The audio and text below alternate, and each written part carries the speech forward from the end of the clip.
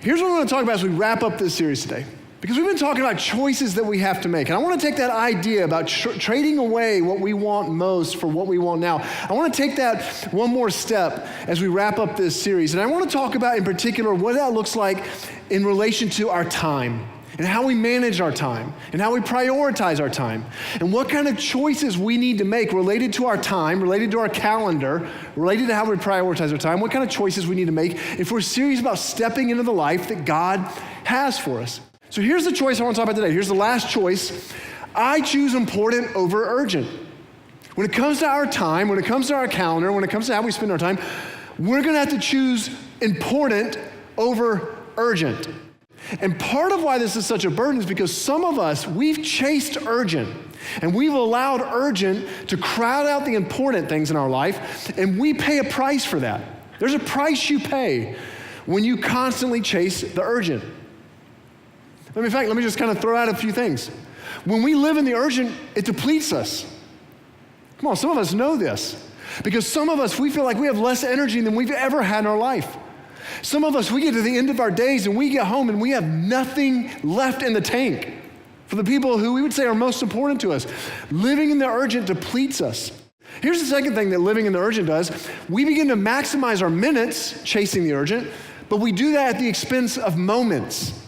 In other words, we get really good at being efficient and maximizing our minutes, the time in our day, but we do that at the expense of moments. Now, let me explain what I mean by this. You ever realize there's a difference between minutes and moments?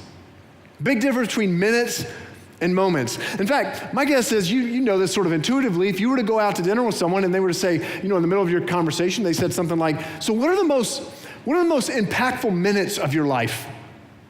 You kind of scratch your head a little bit and look at me like, I don't really understand the question. But if they were to ask the question, what are some of the most impactful moments of your life?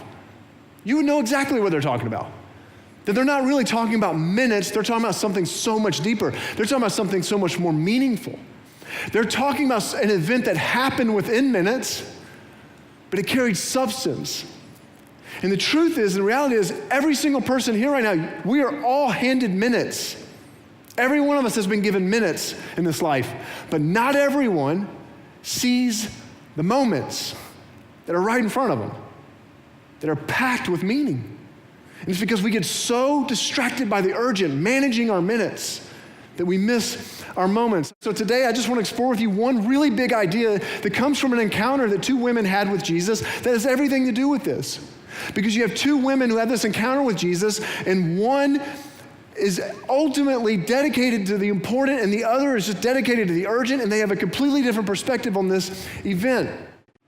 I love this because it's almost like Jesus saying, Martha, Martha, Martha, listen, the urgent has distracted you. The urgent is distracting you, but Mary has chosen what's important. Martha, you're thinking minutes, and Mary's thinking moments. You're worried about the urgent and making this the most of these minutes, but you're missing the moment that is right in front of you. I kind of feel like Bill Nye the Science Guy, because I feel like I got a little science experiment up here, but nothing's going to blow up. But I still want to show you this, because this was helpful for me to kind of get a sense of maybe what Jesus is getting at a little bit here. You think about these jars real quick. These two jars, this is an allotment of time. This jar represents allotment of time. So it's an allotment of time. It can be any allotment of time you want. It can be the time that you have in a day. It can be all the time you have in a week. It can be all the time you have in a year. It can be your time, an allotment of time of your life, right? But this is the allotment of time that you have been given. And all these little white pebble rock things, these are all the things that seem urgent at times, and they clamor for our attention, and yet they're really not that important. They fill our time, but they're not that important. We also have things that every single one of us, we would say are really meaningful. Things that are much more weighty. That's why I have some rocks here. Because we would all say, these are weightier things. These are more important things. These are more meaningful things. For some of you, it's family. You've got, that's a big one. For some of you, it's the kids. And then for some of you, it's the spouse. For some of you, that's a bigger rock than others. I don't know what that means, but whatever.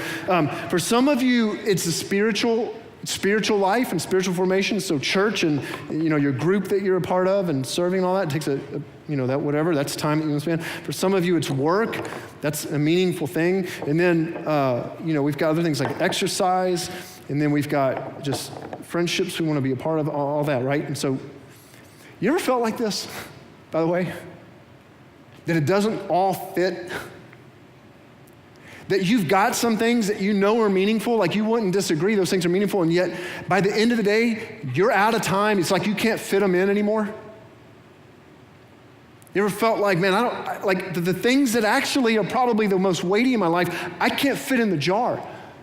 And we get to the end of our days, or we get to the end of the week, or we get to the end of the year, and we realize those things haven't even fit. You know, there's a different way of going about it, though.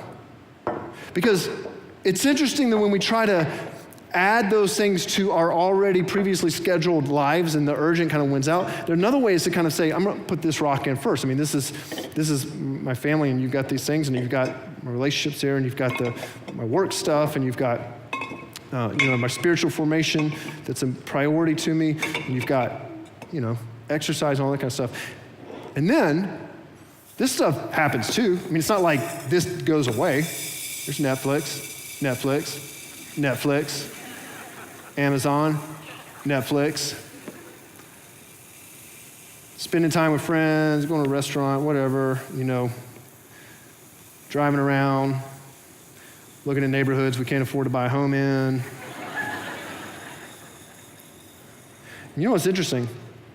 It all fits with a little bit of room. See, with the people who understand and the people who experience the greatest peace when it comes to choosing important over urgent, what they know is that you don't take the most important things and try to add them to the urgent. You prioritize this. You do first what matters most. And everything else has to fit around that. I don't want you to wake up one day and realize you got it backwards and you couldn't fit it all in.